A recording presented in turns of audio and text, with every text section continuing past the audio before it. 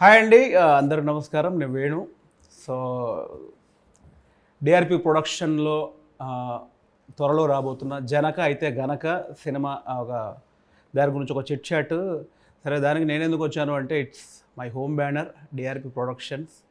So దాంట్లో నేను మా హన్షిత గారికి ఫోన్ చేశాను. కంగ్రాచులేషన్స్ అండి ఫస్ట్ ఆఫ్ ఆల్ హన్షిత గారు. ఫస్ట్ ఏంటంటే congrats for film fair award. Thank you. So నాకు హ్యాపీనెస్ ఏంటంటే కొత్త కొత్త థాట్స్ని, కొత్త డైరెక్టర్స్ని, ఇప్పుడున్న ఇండస్ట్రీలో ఒక డైరెక్షన్ ఛాన్స్ రావడం చాలా కష్టంగా మారిపోయిన టైంలో కొత్త కొత్త కంటెంట్స్ని తీసుకొని కొత్త కొత్త డైరెక్టర్స్ని ఇంట్రొడ్యూస్ చేయడానికి ముందుకు వచ్చారు. దానికి నేను నిదర్శనం. బలగం ద్వారా నాకు అవకాశం ఇచ్చారు. అట్లాగే Sandeep, hi Sandeep. So young talent, మళ్ళీ ఇలాంటి వాళ్ళ దగ్గర కొత్త కొత్త పాయింట్స్ అన్నిటిని తీసుకొచ్చి మీరు ముందుకు వస్తున్నారు. అండ్ ఇట్స్ సేమ్ టైం ఏంటంటే జనక అయితే గనక ట్రైలర్ ట్రెండింగ్ 1లో ఉంది. సో నేను చూసి నాకు ఆ కంటెంట్ కాన్సెప్ట్ కొత్తగా అనిపించింది. సీరియస్లీ కొత్తగా అనిపించినప్పుడు సో నా బాధ్యతగా నా సాటి డైరెక్టర్కి అండ్ నా హోమ్ బ్యానర్ కాబట్టి సో సపోర్ట్గా నేను వచ్చి విషయాలు మన తెలుగు ప్రేక్షకులతో కొన్ని షేర్ చేసుకుందాం. సుహాస్గా ఉన్నాడు. హాయ్ సుహాస్.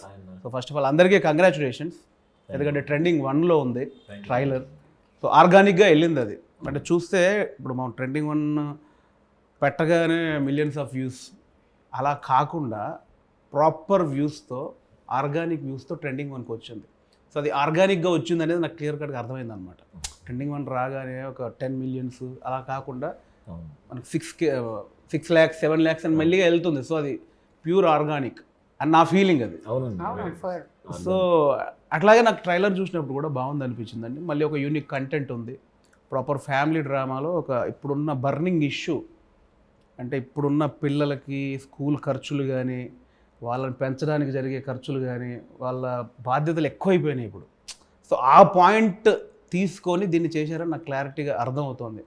అండ్ ఒక జెన్యున్ ఫాదర్ నా పుట్టబోయే పిల్లలకి మంచి లైఫ్ ఇవ్వాలి, మంచి ఫ్యూచర్ ఇవ్వాలి. అది ఇవ్వనప్పుడు నేను కనేందుకు అనేది సో ఆ పిల్లలకి ఎలాంటి భవిష్యత్తుని ఇవ్వాలి, ఇప్పుడు నేను ఇవ్వగలనా లేదా, నా లైఫ్ ఇలా ఉంది అని ఆలోచించే తండ్రి కథ అని నాకు అనిపిస్తుంది. అదే నా బ్రో ఎక్కువ డీటెయిల్ ఇచ్చాను. నాకు ట్రైలర్ చూస్తే అది అనిపించింది. హీరో క్యారెక్టరైజేషన్ కూడా అంతే సార్. యాక్చువల్లీ మనందరం కూడా అలాగే ఆలోచిస్తాం. ఒక తండ్రిగా మన వైఫ్కైనా మన పిల్లలకైనా మనం బెస్ట్ ఇద్దాం అనుకుంటాం. అలా ఇవ్వలేనప్పుడు ఎందుకు అని ఆలోచించే పాత్రనే మన సుహాస్ గారు ప్రసాద్ అనే పేరు మీద చేశాం సార్. సో దాని దగ్గరకు వచ్చే ముందు హన్షిత గారు కంగ్రాచులేషన్స్, బ్యాక్ టు బ్యాక్ వస్తానే ఉన్నాయి సినిమాలు. అండ్ ఇది కూడా ట్రెండింగ్ 1లో ఉంది. అండ్ ప్రభాస్ గారి చేతుల మీదుగా దీని టీజర్ వచ్చింది. సో ఇది కూడా సాలిడ్గా వెళ్తుంది. చిన్నగా స్టార్ట్ అయ్యి చాలా పెద్దగా ఫాస్ట్గా మూవ్ అవుతుంది, అది కనిపిస్తుంది. సో మళ్ళీ మంచి హిట్ కొడుతున్నారని నాకైతే అనిపిస్తుంది. అవును, ఐఎమ్ ఆల్సో క్వైట్ పాజిటివ్ అండి. లైక్ ద వే మొత్తం షేప్ అప్ అయింది, it's quite positive. Congratulations. And 1 person missing, మన అర్చిత్ గారు లేరు. అవును, ఆయన వేరే పనిలో ఉన్నారు. రిలీజ్ దగ్గరకు వస్తుంది. సో చెప్పండి, అసలు ఈ సబ్జెక్ట్ ని మీరు ఎంచుకోవడానికి రీజన్ ఏంటి? Actually couple of years back I think COVID, it's been more than 4 years. So Harshit wedding Sandeep directed. Okay. ఒక వీడియో చేశారు, ఒక షార్ట్ ఫిలిం చేసి అలా అలా అలా వెళ్తున్న టైంలో అప్పటికి I think he and Harsh తన వర్ ట్రావెలింగ్. సో ఆ వీడియో టైంలో ఇస్ లైక్ లేదు హర్ష్, ఐ థింక్ నువ్వు కూడా ఒకసారి వినాలి అన్నప్పుడు మేమందరం కజిన్స్ కలిపి విన్నాము స్టోరీ. అందరిని కూర్చోబెట్టి చూడగానే వచ్చే ఇన్స్టెంట్ రియాక్షన్ వస్తుంది కదా. Instantly I was like it's very new, very different, I think we should do it. అక్కడ స్టార్ట్ అయింది జర్నీ ఇన్స్టెంట్గా. వాట్ ఎవర్ హీ డెవలప్డ్ అది చూడగానే దాని తర్వాత అక్కడ నుంచి జర్నీ స్టార్ట్ అయింది. వెళ్తూ ఉన్నాం. ఇవాళ ఇక్కడ ల్యాండ్ అయ్యాం. ట్రెండింగ్ 1లో ఉన్నాం. ట్రెండింగ్ 1లో ల్యాండ్ అయ్యాం. సో బ్రో, మీకు అసలు ఈ పాయింట్, నేను సుహాస్ దగ్గరికి వచ్చే ముందు ఇలాంటి పాయింట్ చేయాలని ఎందుకు అనుకున్నారు? నాకు తెలిసి మీరు పెద్ద పెద్ద డైరెక్టర్స్ దగ్గర వర్క్ చేశారు, లైక్ ప్రశాంత్ నీల్ గారి దగ్గర చేశారు, ఇంకా చాలా పెద్ద వాళ్ళ దగ్గర రైటింగ్ టీంలో చేశారు. ఇప్పుడు అంత పెద్ద స్కేల్లో కమర్షియల్ ప్రపంచంలో ఉన్న మీరు ఇలాంటి ఒక యూనిక్ కంటెంట్తో నేను డైరెక్టర్గా ఇంట్రడ్యూస్ అవ్వాలి అని ఎందుకు అనుకున్నారు? మిమ్మల్ని ఎగ్జైట్ చేసిన పాయింట్ ఏంది? రైటింగ్గా ఏ కథకైనా ఫిట్ అవుతాను అనిపించింది సార్. బట్ డైరెక్షన్ చేయాలంటే నా జానర్ ఆఫ్ సినిమా కథలు ఇవే అనిపించినాయండి. నేను మిడిల్ క్లాస్ కుటుంబం నుంచి వచ్చినవాడిని, మా నాన్న రైల్వే ఎంప్లాయీ. సో నేను చూసిన లైఫ్లో నాకు చాలా చాలా గ్రౌండెడ్ ఎమోషన్స్ ఉంటాయి అనిపించింది. సో నా కథలన్నీ ఇలాగే ఉంటాయి సార్. నాకు అంత పెద్ద సినిమాలు చేయడం రాదు, ఆనెస్ట్ ఫ్యాక్ట్. ప్రశాంత్ సార్తో కూడా చాలాసార్లు అన్నారు, సార్ మీరు ఆల్రెడీ మీరు కేజీఎఫ్లు సలార్లు మీరు ఉన్నారు, మాలాంటి వాళ్ళకి ఛాన్సే లేదు అని అనిపించింది సార్. నేను రాజుగారి సంస్థలో ఆల్మోస్ట్ 7 సంవత్సరాలుగా ఉన్నానండి. వేరే ఫిల్మ్ కోసం వచ్చాము. తర్వాత కోవిడ్ ముందు వేరే స్టోరీ లైన్ ఒకటి చెప్పాను, రాజుగారు చేద్దాం అన్నారు. కోవిడ్ తర్వాత మళ్ళీ ఇది ఎప్పుడో ఒక 8-9 ఇయర్స్ బ్యాక్ ఉన్న ఐడియా. అంటే ఇట్లాంటి ఐడియా రాజుగారు ఓకే చేస్తారా లేదా అనే ఒక ఫీలింగ్ ఉంది. But Covid changed a lot of things. OTT అవన్నీ రావటం, కొత్త కాన్సెప్ట్స్ని కూడా పబ్లిక్ చూస్తారు అనే ఫీలింగ్. రాజుగారు వినంగానే ఇక్కడే ఇదే రూమ్లో చెప్పాను, విని 2 minutes ఓకే చేశారు. షాక్ అసలు. తర్వాత మేడంకి, మన హర్షిత్ గారికి చెప్పాను.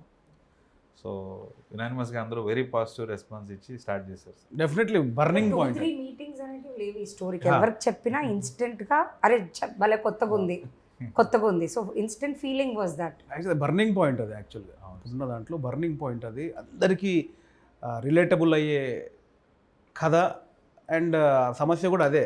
సో డార్లింగ్ చెప్పు Suhas, first of all congratulations darling. Thanks అన్న. సో నాకు సుహాసం చూస్తే ఏంటంటే మా ఫ్యామిలీ, మా కామెడీ ఫ్యామిలీ కదా, దాంట్లోంచి స్టెప్ బై స్టెప్ తన కష్టపడుతూ వస్తున్నాడు డార్లింగ్. కంగ్రాచులేషన్. థ్యాంక్స్ అన్న. ఇంకా చాలా ముందుకు వెళ్ళాలి మనస్ఫూర్తిగా కోరుకుంటున్నాను. థ్యాంక్ యూ అన్న. సో ఇప్పుడు సుహాస్ సినిమాలంటే వచ్చే ఆడియన్కి ఒక ఇది ఉంది, మావాడు ఏదో కొత్త పాయింట్ చెప్తాడు. అంటే ప్రీవియస్ సినిమాలు కానీ ఇప్పుడు ఈ ఎంచుకున్న కథ కానీ మాకు కనిపిస్తుంది. ప్రతి దాంట్లో కొత్త పాయింట్ ఉంటే సుహాస్ సినిమాకి వెళ్ళాలంటే సంథింగ్ ఏదో పాయింట్ మీద మాట్లాడతాడు అనేది ఆడియన్కి ఒక క్లారిటీ ఉంది. సో దీంట్లో నేను ఎగ్జైట్ చేసిన పాయింట్ ఏంటి, అసలు ఎందుకు చేయాలనిపించింది కదా?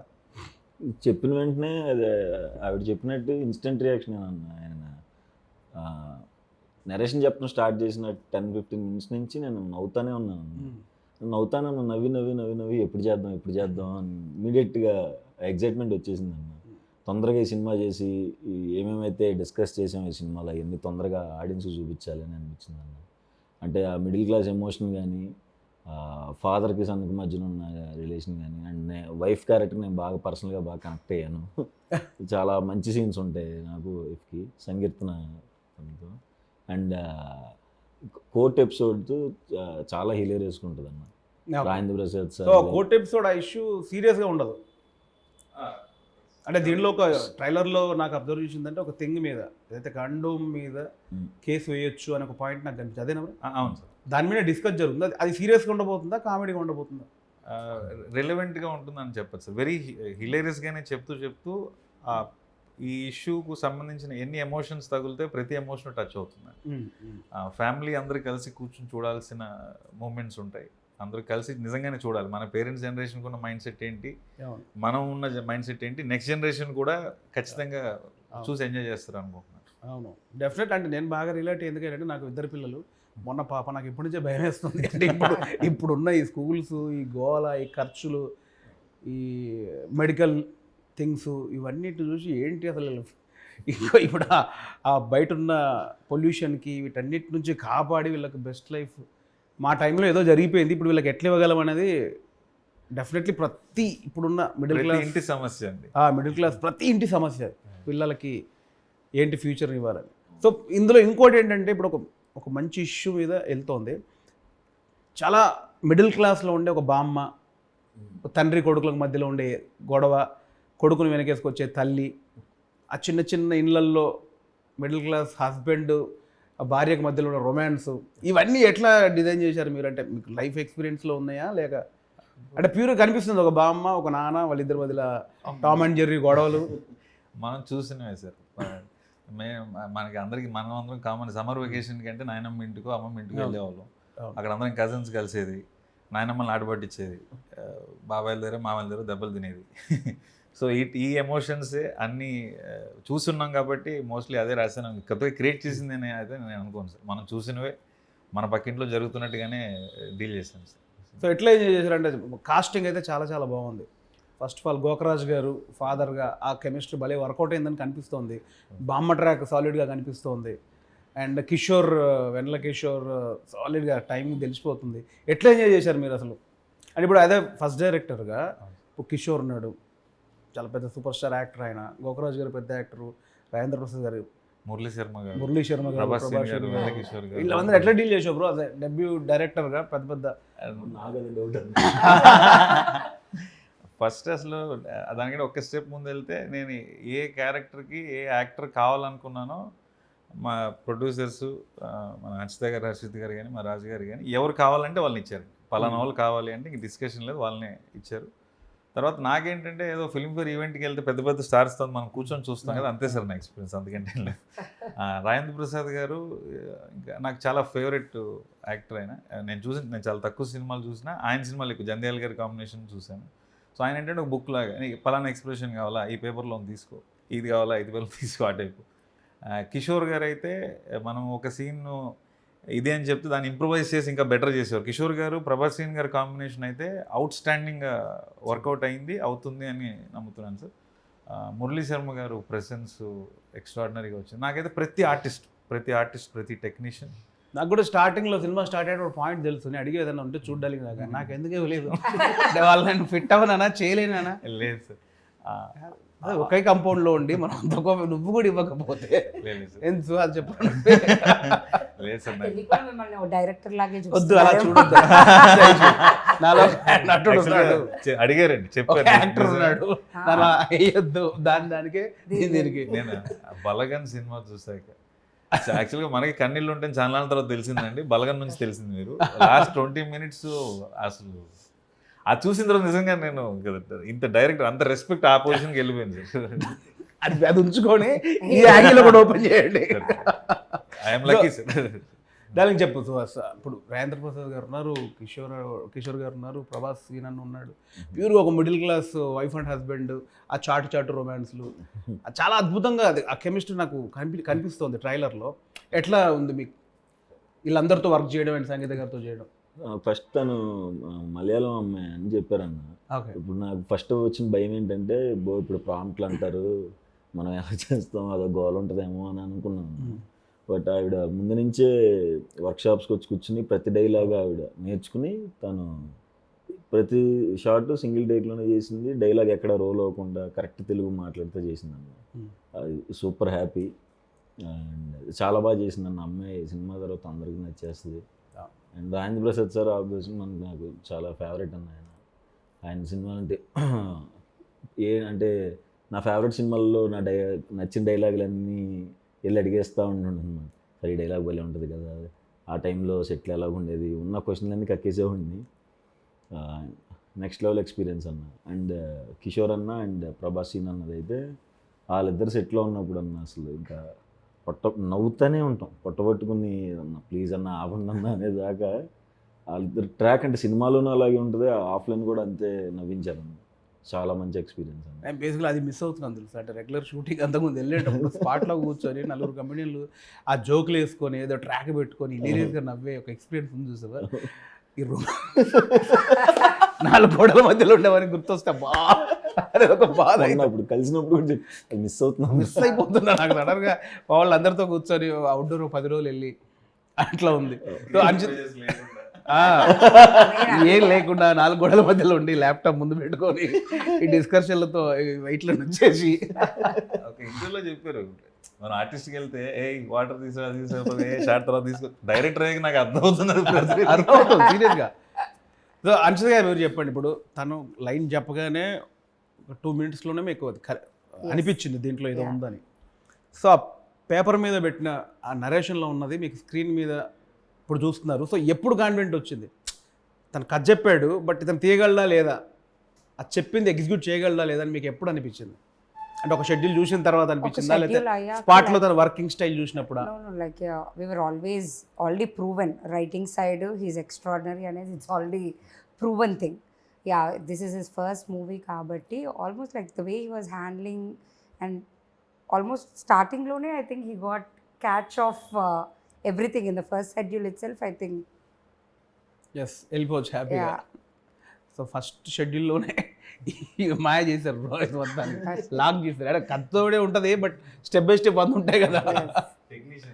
యా కెమెరామెన్ గారు సాయి శ్రీరామ్ గారు, నాకు ఆయన ముందు నుంచి ట్రావెల్ ఉంది. సో ఆయన డిఓపిగా రావటం, ఆర్ట్ డైరెక్టర్ రామ్ కుమార్ గారు రావటం, మన మ్యూజిక్కి విజయ్ బుల్గన్ గారు మెయిన్ టెక్నీషియన్స్ నాకు పిల్లర్స్గా నిలబడ్డారు సార్. వాళ్ళ వల్లే సాయి శ్రీరామ్ గారి సెట్లో ఆర్ట్ డైరెక్టర్ సపోర్ట్ వల్లే 47 డేస్లో షూట్ సో చేసాము. యూజువల్లీ మనకి ఆ main technician, cameraman, editor, music director, art director వాళ్ళు మెయిన్ బేసిక్గా డైరెక్టర్కి వాళ్ళ ప్రొడక్షన్ నుంచి అది మనకు సాలిడ్గా వచ్చినప్పుడు ఇక మిగతా పనులు చేసుకోవడానికి మనం మైండ్ పెడతాం. అవును. ఇక్కడ ఆటోమేటిక్ స్ప్లిట్ అయిపోతుంది కాబట్టి సో ప్రెషర్ అది కూడా కంఫర్ట్ తనకి ఇచ్చారు కాబట్టి, అవును సార్, అనుకున్న టెక్నీషియన్కి ఇచ్చారు కాబట్టి మేబీ అంతే కదా bro. 100% sir. Young team editor కూడా పవన్ కళ్యాణ్ కుర్రోడు సార్తో కలర్ ఫోటో నుంచి ఎడిటింగ్ చేస్తున్నాడు. సో వాళ్ళకి ఒక అండర్స్టాండింగ్ ఉంది. టెక్నీషియన్ యాక్టర్స్ నేనేం అడిగితే అది వచ్చినాయి సార్. ఆ విషయంలో వెరీ వెరీ లక్కీ. ప్రొడ్యూసర్స్గా, ప్రొడక్షన్ హౌస్గా వాళ్ళు మీరు అడిగిందాన్ని వాళ్ళు ఇచ్చారు. డెఫినెట్లీ వాళ్ళు అడిగింది కూడా 7th మీరు ఇస్తారని నాకు నమ్మకం. అంటే రెగ్యులర్ ఇంటర్వ్యూలో మామూలుగా అనేయచ్చు నాకు నమ్మకం ఉందని. బట్ ఇంకొక దానికి అడిషన్ నమ్మకం ఎందుకు కలిగిందంటే కంప్లీట్ ఒక డిస్ట్రిబ్యూషన్, ఓవర్సీస్ డిస్ట్రిబ్యూషన్ మొత్తం సుహాస్ తీసుకున్నాడని తెలిసిందే. సో అంటే అక్కడే అర్థమైపోతుంది సినిమా మీద ఎంత నమ్మకం ఉంటే తప్ప ఓవర్సీస్ మొత్తం డిస్ట్రిబ్యూషన్ తీసుకునే సాహసం చేయరు కదా బేసిక్గా. సో అది చేశాడు కాబట్టి అది ఇవ్వబోతున్నారు. సినిమా కాన్ఫిడెన్స్ చాలా ఉంది నీకు సినిమా మీద, అందుకే తీసుకున్నావు. ఏంది నీకు అసలు డిస్ట్రిబ్యూషన్ తీసుకోవాలని ఎందుకు అనిపించింది? సినిమా చేస్తున్నప్పటి నుంచే అదిరిపోయింది. ఓవర్సీస్ తీసుకోవాలనే ఇప్పటి నుంచి ఉండేదన్న నాకు. అయితే ఏ సినిమాకి తీసుకోవాలి అన్నది ఒక ఆలోచన ఉంది. కాకపోతే ఇదేమో direct Dil Raju sir cinema. మనం అసలు అడిగితే వీళ్ళు ఏమనుకుంటారో, ఏమంటారు, ఇలా తిరిగి చూస్తారా, ఏంటి పరిస్థితి అని ఫస్ట్ మెల్లగా మా డైరెక్టర్ని అడిగా, సార్ కొంచెం మాట్లాడండి అంటే ఆయన దిల్ రాజు సార్తో మాట్లాడారు. తర్వాత వెళ్ళి కలిసినప్పుడు ఇట్లా డిస్ట్రిబ్యూట్ చేస్తాను సార్. ఓకేనారా, అంత ఈజీగా అయిపోద్ది అనుకోండి నేను అనుకోలేదన్నా. ఓకే షూర్ కదా అన్న, షూర్ సార్. అలా వచ్చిందండి, చాలా హ్యాపీ. అది వస్తుందో రాదని భయపడ్డాను. అండ్ ఈ స్టేజ్లో నేను డిస్ట్రిబ్యూషన్కి దిగాను అంటే, అంత డేర్ స్టెప్ వేసాను అంటే సినిమా చూశానన్న, ఆ కాన్ఫిడెన్స్తోనే తీసుకున్నాను. కాన్ఫిడెన్స్ లేకపోతే ఎట్లా తీసుకోవడం కష్టం కదా.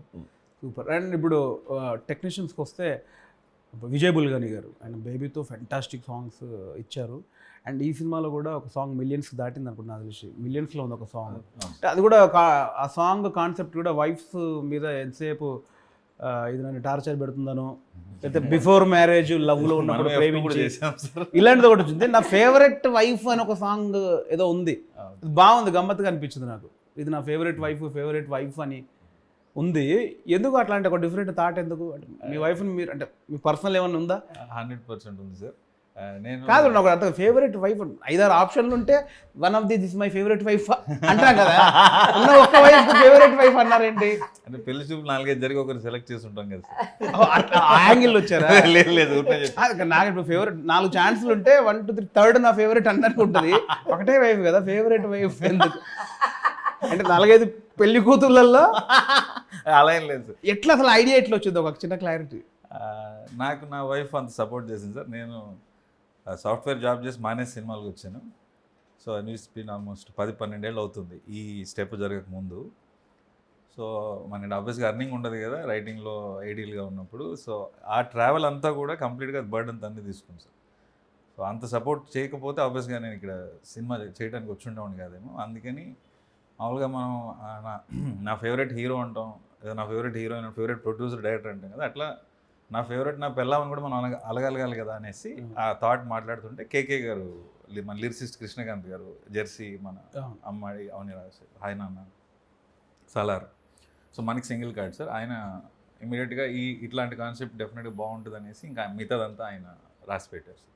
విజయ్ బుల్గన్ గారికి ఫస్ట్ ట్యూన్ వచ్చి రాగానే హుక్ లైన్ మీదే వచ్చింది సార్ ఫస్ట్. ఇంక ఇమీడియట్గా ఫిక్స్ అలా థాట్ ప్రకారం మనకు ట్యూన్ కూడా సెట్ అవ్వాలి. అది విజయ్ గారు నాకు తెలిసి ఫెంటాస్టిక్ సాంగ్, చాలా చాలా బాగుంది. అది అంటే విన్నా కొద్దీ ఎక్కుతూ ఉంది ఆ సాంగ్. అట్లా యూట్యూబ్లో కూడా అట్లాగే పోతుంది, మిలియన్స్లో పోతుంది అది. అవును సార్. అంటే యూనిక్ సాంగ్, కొత్త కంటెంట్. సో బ్రో అంటే ఇప్పుడు ఇంకొకటి నాకు ఒక ఇంపార్టెంట్ పాయింట్, యాక్టర్స్ అందరూ వచ్చేసారు నాకు తెలిసి, అందరు యాక్టర్స్ ఉన్నారు. ఫస్ట్ మూవీకి అంత పెద్ద పెద్ద యాక్టర్స్తో వర్క్ చేసే అవకాశం వచ్చింది. అది నాకు స్క్రీన్ మీద కనిపిస్తుంది అదంతా. సో టీం అంతా కూడా ఎనర్జీగా కనిపిస్తుంది. సో నాకు ఒక పర్సనల్గా ఒక ఇష్యూ ఏంటంటే, ఇష్యూ కాదు, నాకు ఒక డౌట్ ఏంటంటే, ఇప్పుడు దీనిలోకి వచ్చాం కదా, అన్ని మనం చిన్న ప్రతిదీ డౌట్గానే కనిపిస్తుంది. దీన్ని ఎలా ఒప్పించాడు, ఎంత ధైర్యం ఉంటే చేశాడు, వాళ్ళు చెప్పినప్పుడు ఆ పాయింట్ వాళ్ళకి చెప్పినప్పుడు వాళ్ళు ఏమన్నారు, ఇవన్నీ వంద ఉంటాయి కదా. అట్లా మనకు నాకు తెలిసి మన ప్రేక్షకులకు కూడా ఒక డౌట్ ఉంది. ఇప్పుడు కండోమ్ అనే పాయింట్ మీద ఒక కేసు జరుగుతుంది, అంటే హీరో కండోమ్ మీద కేసు వేసినట్టుగా నాకు తెలుస్తుంది. అది ఏంటి అసలు ఆ సెటప్? అది అసలు ఒకవేళ వేస్తే అలాంటి థింగ్స్ మీద వేయొచ్చా, అసలు ఏం జరిగింది? వేయచ్చా అనే క్వశ్చన్ ఫస్ట్ ఆన్సర్ చేస్తే సార్, ఏ ప్రోడక్ట్ మీద అయినా మనము కన్జ్యూమర్ ఫోరం అని ఒకటి ఉంటుంది సార్. మనము కేసు ఫైల్ చేసి, అంటే వాళ్ళు ప్రామిస్ చేసిన విషయం జరగకపోతే, వాళ్ళు లెట్స్ ఏదో ఒక ప్రోడక్ట్ ఇలా వాడితే ఇది జరుగుతుంది అని చెప్పి అది జరగకపోతే, మనం సాటిస్ఫై కాకపోతే కన్జ్యూమర్ ఫోరంలో కేసు వేయచ్చు sir.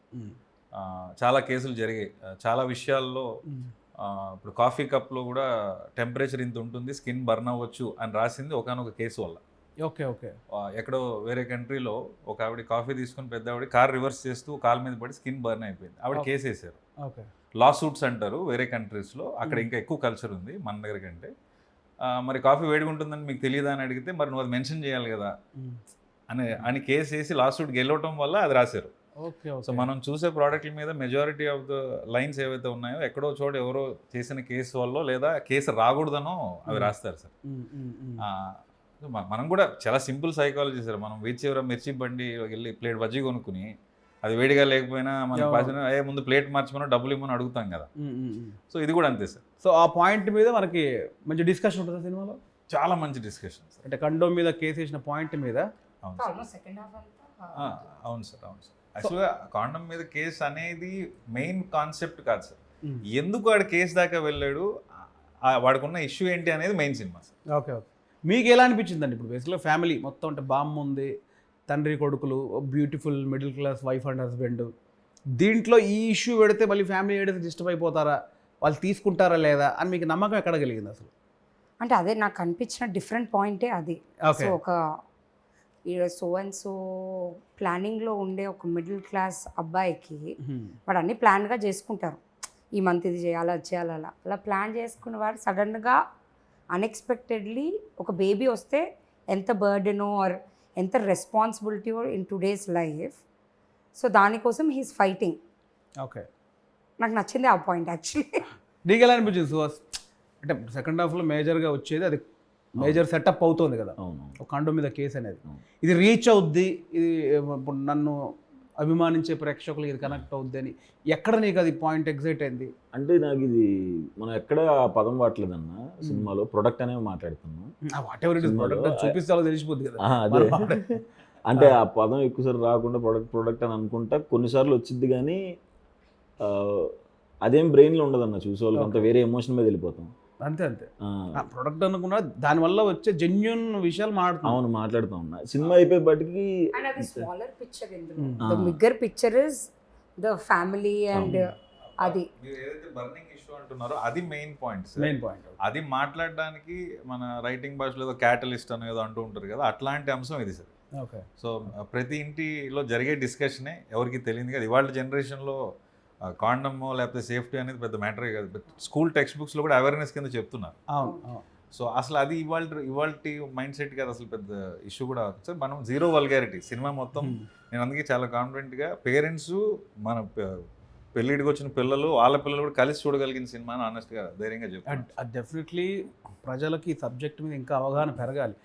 Recently oh my God 2లో కూడా అవును సార్, రైట్, సెక్స్ ఎడ్యుకేషన్ అనేది పిల్లలకి ఒక చిన్న స్థాయి నుంచే చెప్తే వాళ్ళకు క్లారిటీ ఉంటుంది. చాలా ఇంపార్టెంట్ ఇష్యూ అది. అంటే ఆ ప్రోడక్ట్ని ఏదో ఇంకో రకంగా అనుకుంటున్నారు, అది ఇప్పుడున్న జనరేషన్కి మనకి దాన్ని ఏమంటారు, ఆ ఎడ్యుకేషన్లో ఒక భాగం అవ్వాలి. దాని గురించి అందరికి తెలిస్తేనే కదా. నాకు ఒక చిన్న సోషల్ ఒక బాధ్యత, సామాజిక బాధ్యత కూడా ఇది 100%. నాకు అట్లా అనిపిస్తుంది బేసికలీ. అంటే మనకి నానమ్మల కాలం నుంచి అదేంటి చిచి అని అంటారు, ఆ చిచి కాదు ఇది ఇప్పుడున్న సొసైటీకి అది తెలియవలసిన విషయం. స్కూల్స్ దగ్గర నుంచి 3-4 ఇయర్స్ దగ్గర నుంచి like the awareness coming and మనం కూడా everybody possible we have to do our part చేయాలి. సో అది నాకు తెలిసి మంచి పాయింట్. నాకు అది పర్సనల్గా ఆ పాయింట్ చాలా మంచిదని నేను దాని గురించి అడిగాను బేసిక్గా. ఆ డీటెయిల్ ఆడియన్స్ కూడా తెలియాలని, నా పర్సనల్గా అది అవేర్నెస్ రావాలి అందరికీ. నిజం, very very honestly very good question. అది నిజం కూడా సార్. మనం కూడా అవేర్నెస్ అనే డైమెన్షన్తో పాటు we're actually discussing even bigger thing. అంతకంటే పెద్ద సమస్య మనదైతే పిల్లలు ఇవాళ రోజున ఉన్న ఖర్చులు కానీ, పెంచాలనుకుంటే వచ్చే భయాలు కానీ, అది కూడా డిస్కస్ చేస్తున్నాము. మన ఇంట్లో మనం ఎలా మాట్లాడుకుంటామో ఒక నాన్న కొడుకు అమ్మ కూతురు లాగా మాట్లాడుకున్నట్టే ఉంటుంది సార్ సినిమా అంతా కూడా. ఆ ముందు ఫస్ట్ ఆఫ్ ఆల్ మన బ్యానరే ఫ్యామిలీ బ్యానర్. ముందు సినిమా ఎక్కదు. ఇప్పుడు దిల్రాజు గారి సినిమా అంటే ఫ్యామిలీ సినిమాలకి ఒక బ్రాండ్ అది. అండ్ డిఆర్పి కూడా స్టార్ట్ అయింది. ఇప్పుడు మన ఫస్ట్ సినిమా బలగం మన దాంట్లో వచ్చింది, అది ఫ్యామిలీ. ఇది కూడా ఫ్యామిలీకి అవేర్నెస్తో పాటు మళ్ళీ ఆ కుటుంబ వాళ్ళ రిలేషన్స్, తండ్రి కొడుకుల రిలేషన్ కానీ, వైఫ్ అండ్ హస్బెండ్, బామ్మ, అవన్నీ ప్యూర్గా మళ్ళీ ప్యూర్ ఫ్యామిలీ సినిమా కనిపిస్తుంది. కొద్దిగా మీరు సెట్ చేసిన ప్రెషర్ అని చెప్పాలి. వీళ్ళిద్దరు కలిసి మనకి సెట్ చేసింది. ఇది బ్యానర్ ఫస్ట్ సినిమా బలగం చేశారండి. Out standing response. మనమే కానీ లేట్ సంగతి. నెక్స్ట్ మన సినిమా వస్తుంటే ఎలాంటి సినిమా రావాలి, మళ్ళీ మంచి సినిమా శిక్ష అనుభవిస్తున్నాను అదంతా ఇక్కడ ఉండి అది అనుభవిస్తుంది. ఇంత వైట్ ఉండేది కాదు బ్రో. చూడు ఇది వచ్చేస్తుంది. మా అన్నయ్యకి విగ్ ఉంటుంది, విగ్ లా ఉంటుంది. ఆయన 55 ఏళ్ళు, నాకు పోయింది సగం విగ్ పోయింది. చిన్న ప్లాట్ ఓపెన్ అయింది, చిన్నది 50 యాడ్స్. ఆ ప్రెషర్ ఉంది, లేదు మాకు సార్. అంత మంచి సినిమా ఫస్ట్ బ్యానర్ నుంచి వచ్చాక అది ఎంత రెస్పాన్సిబిలిటీ యాడ్ చేస్తుంది. ముందు రాజు గారు అంటేనే ఒక brand, next DRP banner, young producers, next Jan producers కొత్త ఐడియాస్ తీసుకొని వస్తున్నారు. ఇంకొక 10 మంది డైరెక్టర్లు ధైర్యంగా వచ్చి మేము ఇక చెప్పచ్చు అనే సంస్థలాగా నిలబడాలని నాకు నేను తీసుకున్న రెస్పాన్సిబిలిటీ కూడా అనిపించింది సార్. అందుకే వెరీ వెరీ ఆనెస్ట్ ఫిలిం అని నేను డెఫినెట్లీ ట్రూ బ్రదర్. యాక్చువల్లీ ఇప్పుడు నేను మీకు నిజంగా థ్యాంక్స్ చెప్పేది ఏంటంటే, డిఆర్పి బ్యానర్ ద్వారా ఒక 4 వచ్చాం ఇప్పటికీ. ఒక యంగ్ డైరెక్టర్స్, ఒక కొత్త పాయింట్. వాళ్ళని ఈ కొత్త పాయింట్లు తీసుకోవడానికి కూడా వెల్కమ్ చెప్పే పరిస్థితిలో లేనప్పుడు ఒక బ్యానర్, ఒక కొత్త పాయింట్ ఉంటే ఆ బ్యానర్ వెల్కమ్ ఉంది, కొత్త వాళ్ళకి అక్కడ అవకాశం ఇస్తున్నారు అనేది ప్రూవ్ అయింది. ఇప్పుడు నాతో అయింది, ఇప్పుడు సందీప్ గారి ద్వారా అయింది, ఇంకా 2 సినిమాలు మనవి వస్తున్నాయి, లవ్ మీ ద్వారా అయింది. సో చాలామంది యంగ్ డైరెక్టర్స్ మన బ్యానర్ నుంచి రావాలని మనస్ఫూర్తిగా కోరుకుంటున్నాను. నేను ఇంకా ఇలాంటి యంగ్ డైరెక్టర్స్ చాలామంది ఎంకరేజ్ చేయాలి. వాళ్ళందరికీ ఒక డిఆర్పి అలా అభయాస్తల్లా కనిపించాలి. మేము కూడా అదే వెయిటింగ్. ఇంకా చాలా కొత్త పాయింట్స్ వినాలి, ఇంకా కొత్తగా ఎక్సైట్ అవ్వాలి. సో సుహాస్ ఓవరాల్గా అంటే ఇప్పుడు సుహాస్ ఫ్యాన్స్ ఏం ఎక్స్పెక్ట్ చేసి రావచ్చు?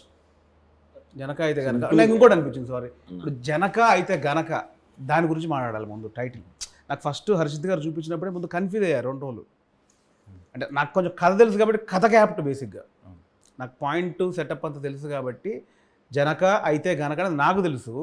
బట్ వినగానే కొంచెం జూలకటక చట్పట్లాగా ఉంది, అది విచిత్రంగా అనిపిస్తుంది.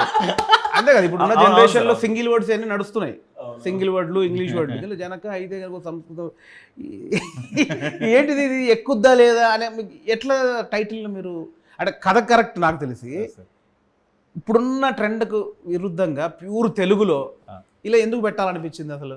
ప్రాబబ్లీ ఇందాక చెప్పిన రాజేంద్ర ప్రసాద్ గారు, జంధ్యాల గారు సినిమాలు ఇన్ఫ్లుయెన్స్ అని చెప్పాలి సార్. చూసిన కొద్ది సినిమాలు ఆల్వేస్ చూశాను సార్. సో జంధ్యాల గారు అంటే నాకు రైటింగ్ సైడ్ దేవుడి కింద లెక్క. సో మంచి తెలుగు టైటిల్ అంటే బాగుంటుంది అనుకుని ఏదో చాలా ఆప్షన్స్ ఆలోచించాం సార్. ఎంతో కొంత ఇంగ్లీష్ వర్డ్ వస్తూనే ఉంది. ఇది ఎక్కడో ర్యాండమ్గా తగిలింది సార్. బట్ మీరు అన్నది నిజమే, చాలా మందికి అర్థం కాలేదు. జనక కనుక అదేంటి అని. జనక అంటే జనక మహారాజా అని అడిగారు. యాక్చువల్గా దానికి ఆనందపడ్డా, అట్లీస్ట్ జనక మహారాజ్ తెలుసు మీకు. అదే టైటిల్ కొంచెం ఆగితే అర్థమవుతుంది. ముందు ఏ సినిమా జనక అయితే ఏంది జనక అయితే గనక కొంచెం ఆగితే క్లారిటీ ఉంది, కానీ చెప్పగానే అది అనిపించింది అసలు. నీకు ఎట్లా అనిపించింది ఫస్ట్ ఇది అనుకుంటాం అనగానే?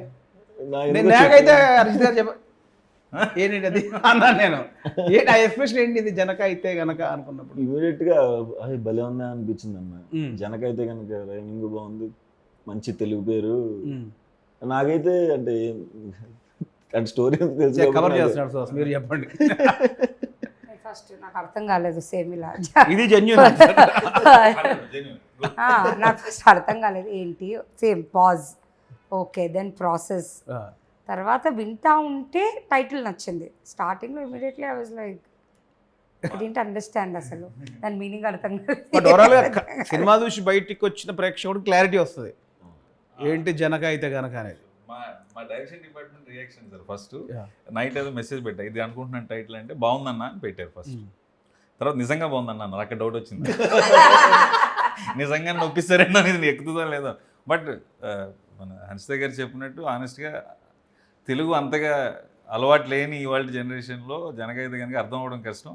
కానీ ఒక తండ్రి అయితే ఏంటి, తండ్రి అయితే కనుక అనేది యాక్చువల్ సెన్స్. బట్ సినిమా మీరు అన్నట్టు సినిమా చూస్తే ఆ టైటిల్ ఎందుకు పెట్టాము అని ఇంకా బెటర్గా సాటిస్ఫై అవుతారేమో అనిపిస్తుంది. అదే నాకు కూడా అదే ఫీలింగ్. బట్ వినగానే నాకు వచ్చింది అయితే డెఫినెట్లీ అది నాకు క్లారిటీగా తెలుగు మీద వచ్చిన పట్టున్నా కూడా నేను ఒక్కసారి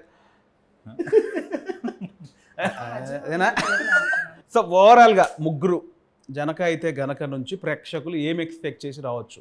ఇదేంటి అసలు ఫ్యామిలీ సినిమానా, లేకపోతే ఒక సోషల్ అవేర్నెస్కి సంబంధించిన సినిమానా, లేకపోతే యూత్ఫుల్ ఫన్ ఉండే సినిమానా? I think I can call it a package. Okay. Yeah, I think it's a package. Family, where message koncham a bit of awareness, plus there's lot of comedy. That's what you can express from Suhas garu. I think it's a proper package, family entertainer. So అసలు నువ్వేమంటావు? కంప్లీట్గా నవ్వుతారన్న. ఎట్లాంటి tensions ఉన్నా చక్కగా వచ్చి 2 గంటలు నవ్వుకుని మధ్యలో అలా కళ్ళు చెమర్చి కొంచెం ఇలా రిలీజ్ అయ్యి క్లాప్స్ కొట్టి మళ్ళీ నవ్వి థియేటర్ నుంచి బయటకు వెళ్తారు. Super bro. మీది అదే డైరెక్టర్గా వెరీ వెరీ హ్యాపీగా నన్నైతే ఫ్యామిలీ ఈవెంట్ అని అనుకోవచ్చు. మనం ఎలాగో పెళ్ళిళ్ళకి పేరెంట్లకి ఫ్యామిలీలు అందరం కలిసి వెళ్తాము, అలా వెళ్ళే ఈవెంట్ అవుతుంది ఈ సినిమా. వచ్చిన వాళ్ళు వచ్చి వాళ్ళల్లో వాళ్ళు డిస్కస్ చేసుకుని నవ్వుకుంటారు, స్క్రీన్ మీద మాట్లాడే ఆర్టిస్ట్తోనూ మాట్లాడుకుని నవ్వుకుంటారు, ఎమోషన్స్ ఫీల్ అవుతారు. మన ఇంటి కదా, మీ కదా, మా కదా, మనందరి కదా అని అనిపిస్తుంది. వినాయక చవితి రోజున సినిమా రాబోతుందండి. చక్కగా పొద్దున పండగ పూజ కార్యక్రమం అంతా అయిపోయిన తర్వాత మా సినిమాకి కూడా వెళ్ళి మమ్మల్ని కూడా దీవించండి. Thanks. September 7th Vinayaka Chavithi స్పెషల్గా మా దిల్ రాజు ప్రొడక్షన్ నుంచి మీకు ఒక ఫ్యామిలీ ప్యాకేజ్ రాబోతుంది. మార్నింగ్ అందరూ పూజలు ఫినిష్ చేసుకొని మార్నింగ్ షో నుంచి మా మూవీకి వెళ్ళి మా అందరినీ కూడా బ్లెస్ చేయండి. సో వినాయక చవితి సందర్భంగా September 7th మా జనకైతే కనుక సినిమా రిలీజ్ అవుతుంది. సో వినాయకుడి ఆశీస్సులు మన అందరి మీద ఉండాలని ఎలా కోరుకుంటామో, ప్రేక్షకుల ఆశీస్సులు మా మీద ఉండాలని కోరుకుంటూ మీరు థియేటర్లోనే చూస్తారని ఆశిస్తూ అందరినీ వెల్కమ్ చెప్తున్నాను. ప్లీజ్ వాచ్ జనకైతే కనుక on September 7th in your nearest theatres. Thank you. So ఇదండి జనక అయితే గనక డిఆర్పి ప్రొడక్షన్ నుంచి నెక్స్ట్ మంత్ September 7th థియేటర్స్లోకి వస్తుంది. సో జనక అయితే కనుక కంప్లీట్ ఫ్యామిలీ ప్యాకేజ్ అంటున్నారు. సో ఫ్యామిలీ ప్యాకేజ్ ఇస్తారా లేదా? నాకైతే అంటే మా బ్యానర్ అని కాదు, నేను ఇంటర్వ్యూ చేయడానికి ముందుకు వచ్చానంటేనే నాకు దానిలో జెన్యున్గా ఒక పాయింట్ నచ్చింది. అవేర్నెస్ ఉంది, ప్యూర్ ఫ్యామిలీ డ్రామా ఉంది. సో నాకు నచ్చుతుంది అనిపిస్తుంది. సో డెఫినెట్లీ ప్రేక్షకులందరూ September 7th జనక అయితే కనుక థియేటర్లోకి వచ్చి చూసి కొత్త టీంని ఎంకరేజ్ చేస్తారని మనస్ఫూర్తిగా కోరుకుంటున్నాను. Thank you so much.